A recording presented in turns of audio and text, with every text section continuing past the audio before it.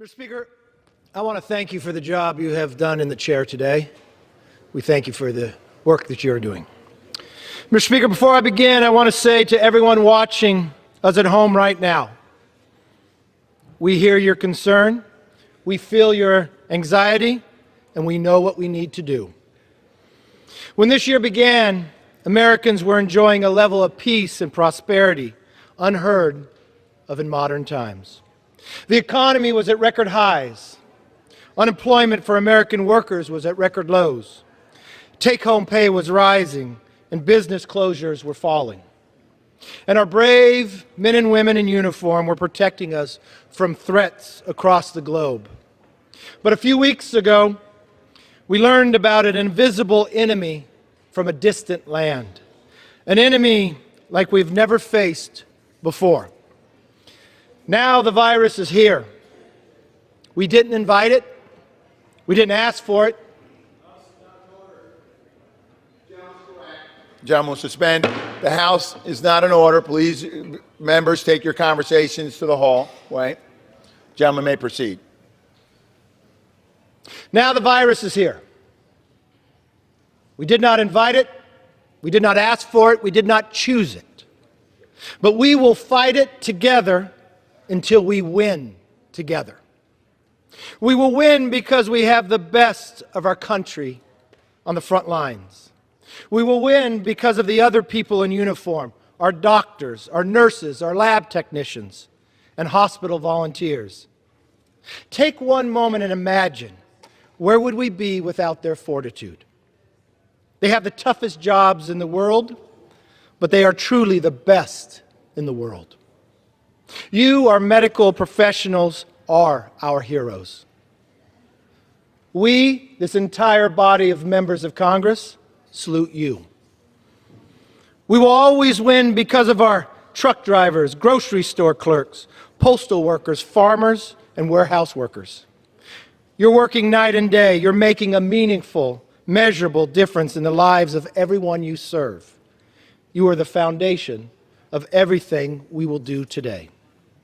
And we will win because of our scientists. Their bright minds and faster cures should give every American peace of mind. We are developing a victory vaccine faster than ever in the history of any virus.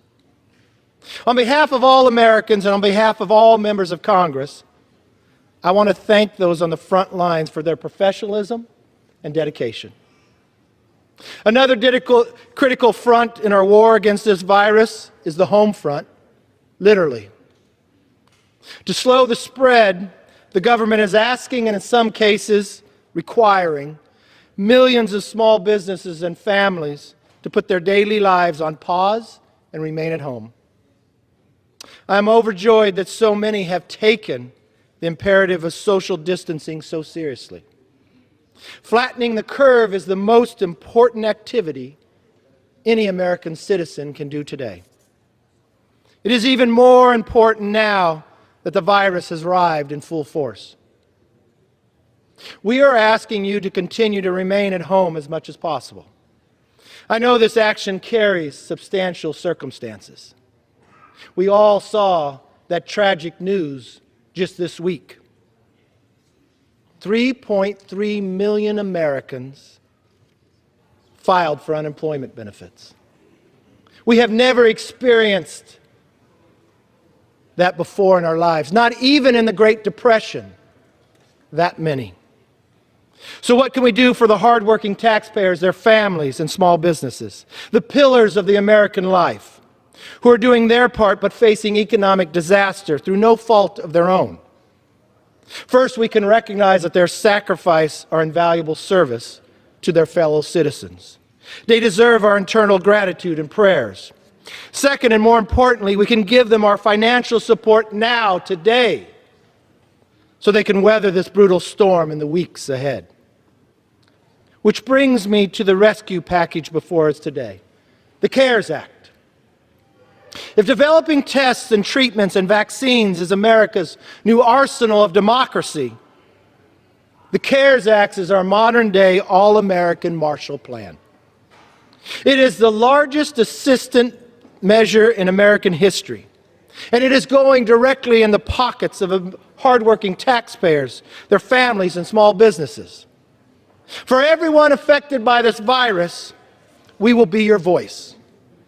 For those battling the virus, or lost your job, or do not know if you'll have one a month or two from now, I want you to know we're listening, we hear you, and we are working for you. I want to give Leader McConnell a lot of credit.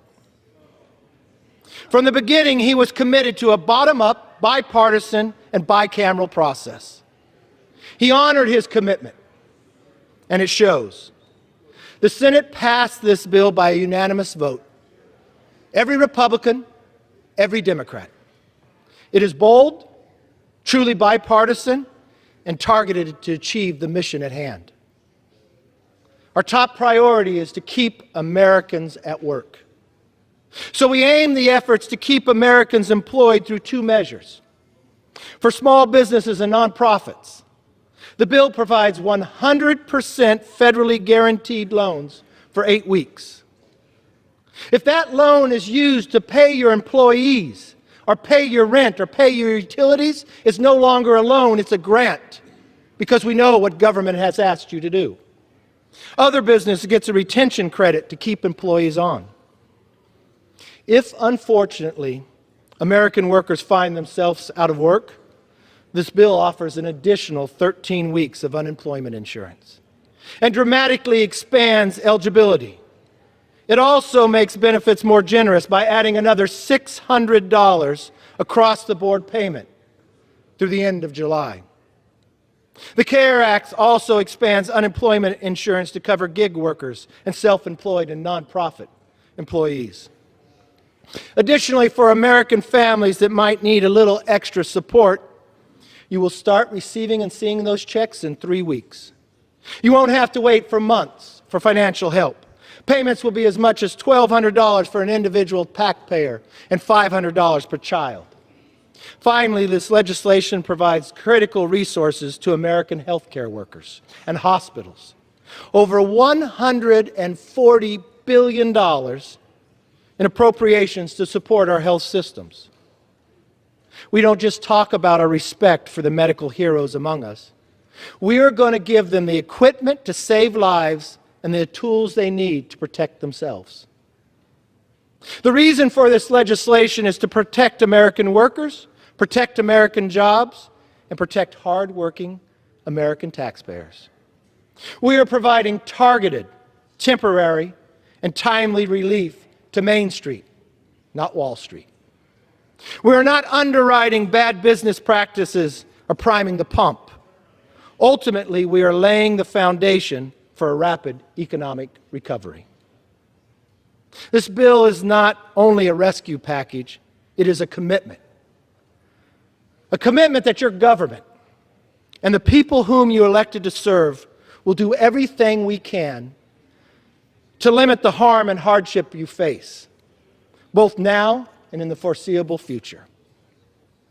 To the American public, if you do your part, I promise we will do ours. Mr. Speaker, as I said earlier, it is our responsibility to act, to put aside our differences and do what's right for the American public. Aid must be robust, rapid, and resilient, just like its recipients. We are going to help Americans through this. We are going to do this together. And in the end, we are going to be healthier, stronger, and more united than ever before.